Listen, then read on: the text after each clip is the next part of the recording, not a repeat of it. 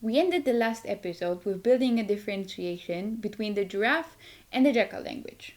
Now, let's dive deeper into the 4 steps of NVC. Ready? So imagine something like this happens to you. Oh my god, Julia! I just came back from the most amazing trip ever. I almost shit my pants. Julia, can you listen to me now? What the fuck?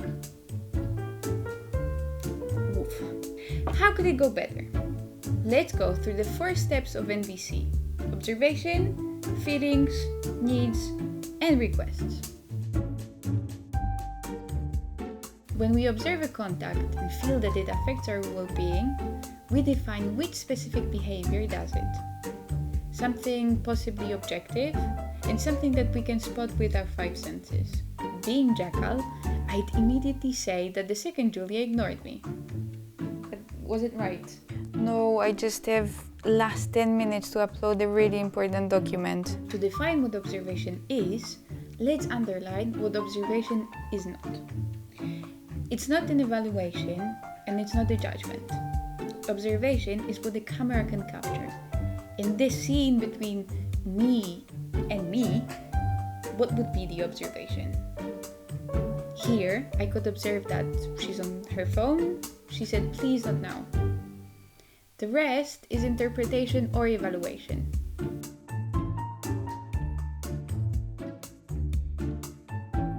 After expressing an observation, for example, when I talk to you and you're on your phone in silence, it's time to name a feeling. What is the feeling in NVC? Habitually, I'd say, okay, she wasn't ignoring me, but I felt ignored. But was it really a feeling or more of a thought? Why? Because ignored assumes that someone ignores you. It is still an interpretation of someone's behavior. There are more words like this: abused, betrayed, provoked, unwanted, or patronized. They do not describe what we really feel inside. Sometimes we call them folk feelings, as they create an enemy image of someone and carry hidden interpretations of someone's actions. Instead of them, we can use some from the feelings inventory. Upset, angry, frustrated, or sad. I still sometimes struggle with discovering what I feel. So when that happens, I use this list to understand better what's going on inside of me. So if you still have difficulties to differentiate between what the feeling is and what it's not, if after I feel you have that, like, as if, a pronoun or a name, it means it's probably not a feeling. You can also imagine that feeling, in a big simplification, is what you can express with your face. Sadness, happiness, enjoyment, fear, yes. Ignored, left alone, betrayed, good luck with that one. Now try to arrange feelings and non-feelings, and we'll go to the next step.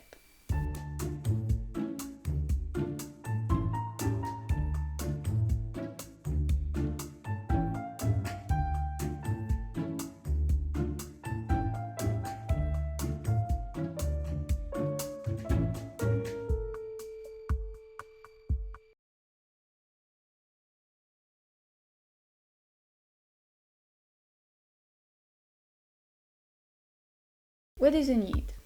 Needs are fundamental for our well-being. They are the true reason for our feelings.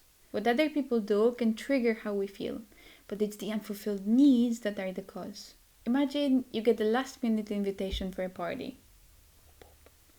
If your unfulfilled need is rest, you'll feel way different than if the unfulfilled need is fun. And I need to admit that discovering your needs is the most difficult part, but also the most exciting and rewarding in NVC. It's on the level of needs where we build connections. Needs are universal, personal, and never mutually exclusive. They open us up to a spectrum of multiple strategies when we think we're stuck and dependent on other people's behavior. A need in NVC is different from a strategy. Talking to Julia would be a strategy to fulfill a need of connection, celebration, mutuality, or self-expression. Needs are something that we can assume is common for every human. We all need to be loved, we all need to express ourselves, learn or have fun, and that's what connects us.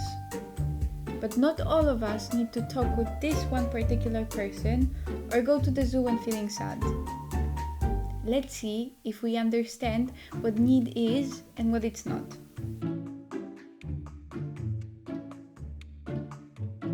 Key to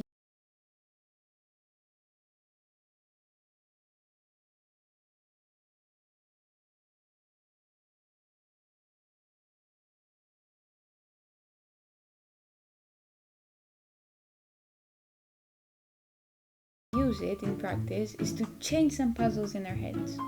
There is one word that makes it way easier. It's the word because. We tend to use it between the observation and the feeling.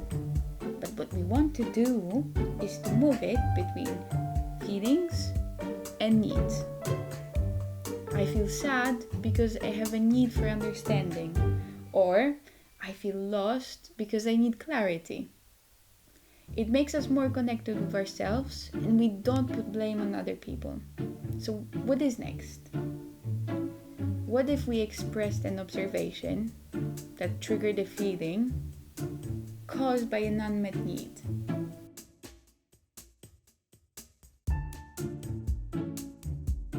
The cherry on the top is the request, but it's a cherry that cannot be removed. The request makes it way more probable that the other person will support us in meeting our needs. The request should be expressed with a positive language. We ask about doing something rather than not doing something. So instead of stop being on the phone, we can ask for a conversation or other form of spending time together. Specific in terms of context and time. Would you be willing to talk to me is still not very specific. Would you be willing to talk to me over a dinner at 8 tonight is way better. It must be a request, not a demand. My parents used to ask me, can you do the dishes or can you clean up after yourself? But was it really a question? I couldn't say no without causing a fight. So when we ask a question, we must be ready for the person to refuse. And if they do so, it's not the end of the world. We can ask why with empathy and try to understand why the person is not willing to fulfill the request. Marshall Rosenberg proposed to use the phrase, would you be willing to, that supports giving the space for no. And that's it. So now, let's try to think what the other Julia could say instead of not now.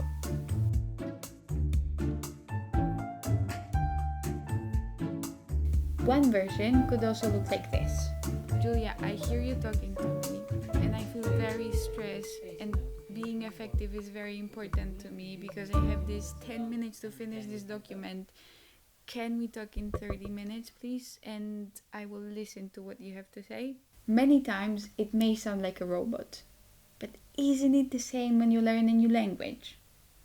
With time, you'll find your own ways of expression.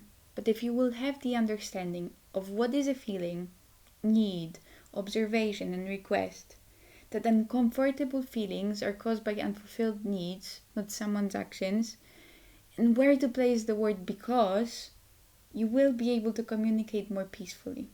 And what if all this effort won't work at some point? Well, it happens. Not everyone will always be willing to contribute to your well-being. Keep practicing and implementing NVC in your life and see if it supports your relationships and helps you in a situation of conflict. Bye!